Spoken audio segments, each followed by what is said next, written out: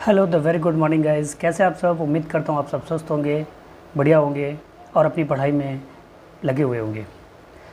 दोस्तों, कल के वीडियो में हम लोगों ने जो बीपीएससी बिहार 2.0 और 3.0 पर बात की थी, उसी को लेकर के मैं आज कुछ जानकारी आप लोगों के बीच में लेकर के आया हुआ हूँ।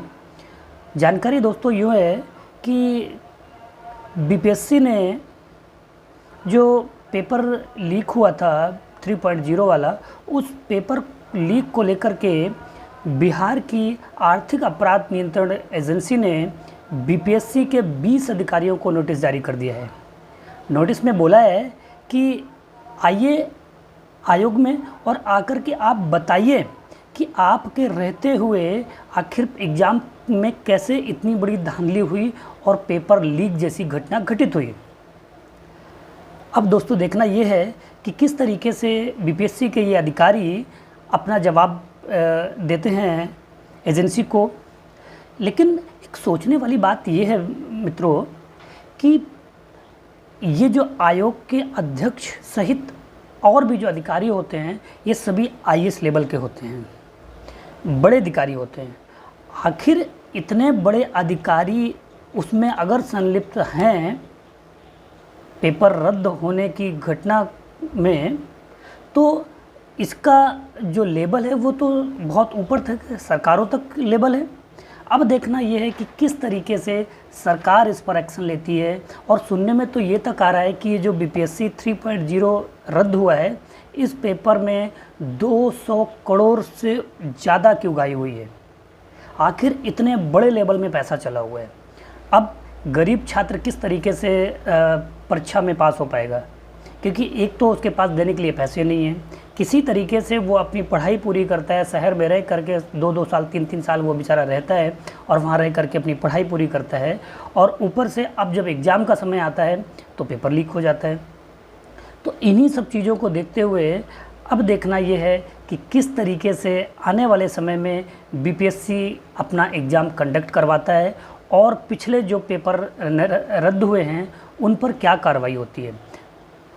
तो मेरी उम्मीद है, मुझे आशा है कि बिहार सरकार ऐसी घटनाओं पर अंकुश लगाएगी और छात्रों के जीवन के साथ खिलवाड़ करने वाले अधिकारियों पर कठोर दंडात्मक कार्रवाई करे, जिससे कि एक नज़ीर बने कि आने वाले अधिकारी आगे से ऐसा कोई भी कदम उठाने से पहले कम से कम 10 बार सोचें। अगर उन पर कठोर दंडात्मक कार्रवाई होती है बिना लाक लपट के, बिना भाई भतीजावाद के, जो कि थोड़ा मुश्किल है, आज के परिप्रेक्ष्य को देखते हुए मुश्किल है, क्योंकि सरकार से लगा करके और अधिकारियों तक सब मिल बांट के करते हैं। ये सबको विदित है अच्छी तरीके से कि जो भी घटनाएं घटित होती हैं उसमें सरकार से लगा करके और अधिकारी तक सभी शामिल होते हैं, परोक्ष रूप से या अप्रत्यक्ष रूप से। ये मैं नहीं कह रहा हूँ कि परोक्ष रूप से शामिल होते हैं या अप्रत्यक्ष रूप से शामिल होते हैं, शामिल होते हैं, लेकिन इनकी कुछ ना कुछ संलिप्तता होती है। अगर जांच, मैं तो कहता हूँ कि इसकी जांच सीबीआई से करवाई जाए। आखिर दूध का दूध और पानी का पानी निकले तो कि उसमें क्या हुआ था, कौन कौन शामिल था और उस पर क्या कार्रवाइयाँ होती हैं। और अगर, मैं कहता हूँ अगर बीपीएससी के लोग इस पर शामिल नहीं हैं तो उन लोगों को भी बिहार के और बिहार के बाहर से जितने भी छात्र आए थे उन छात्र हितों को ध्यान में रखते हुए उनको भी आवाज़ उठानी चाहिए, सीबीआई जांच की मांग करनी चाहिए कि आखिर जो लोग भी इस पर शामिल हैं उन लोगों को कठोर दंडात्मक कार्रवाई की जाए।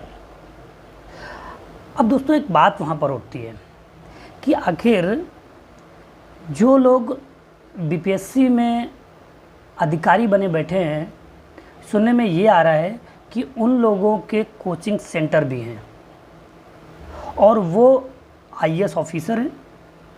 अब कोई भी आईएएस ऑफिसर के पास इतनी पावर होती है कि वो किसी भी डिपार्टमेंट में फ़ोन करके वहाँ से कोई भी जानकारी ले सकता है और उसको कोई ये नहीं कह सकता है कि सर मैं नहीं दे सकता हूँ जानकारी। है बात सही कि नहीं? तो ऐसी जो ये कॉम्बिनेशन है कोचिंग सेंटरों का, आईएएस ऑफिसरों का और आयोग में बैठे हुए सदस्यों का, तो इस कॉम्बिनेशन को तोड़ा जाए, क्योंकि इस तरीके से अगर होगा तो आने वाली परीक्षाएं भी इससे प्रभावित होंगी। इसमें कोई संशय नहीं है कि इसमें आने वाली परीक्षाएं प्रभावित नहीं होंगी। तो मेरी सरकार से यही गुजारिश है कि आप लोग छात्र हित में, देश हित में, प्रदेश हित में आप एक कठोर कार्रवाई करिए। आप एक अच्छे तरीके से इन अधिकारियों पर, जो भी इसमें शामिल हैं, जांच के बाद निकलती हैं, तो उन पर आप एक कठोर कार्रवाई करिए, जिससे कि छात्रों में एक मैसेज जाए कि उनकी मेहनत बर्बाद नहीं जाएगी। जो वो मेहनत कर रहे हैं उनको उसमें सफलता मिल सकती है। दोस्तों, अगर ये मेरी जानकारी आप लोगों को अच्छी लगती है तो आप मेरे इस YouTube channel the social connect से जुड़िए और मेरे वीडियो को लाइक करिए, सब्सक्राइब करिए और अपने दोस्तों के साथ शेयर करिए, जिससे कि ये बहुत लोगों तक पहुंचेगा तो मुझे एक ऊर्जा मिलेगी। अगर आप लोग मेरे YouTube चैनल को सब्सक्राइब करते हैं, लाइक करते हैं, तो मुझे ऊर्जा मिलती है कि हाँ, मैं आप लोगों के लिए नई नई जानकारी परक वीडियोज़ आप लोगों तक प्रेषित करता रहूँ और मैं इस पर लगातार काम करता रहूँगा। बस आप लोगों का सहयोग और प्यार यूँ ही मिलता रहे।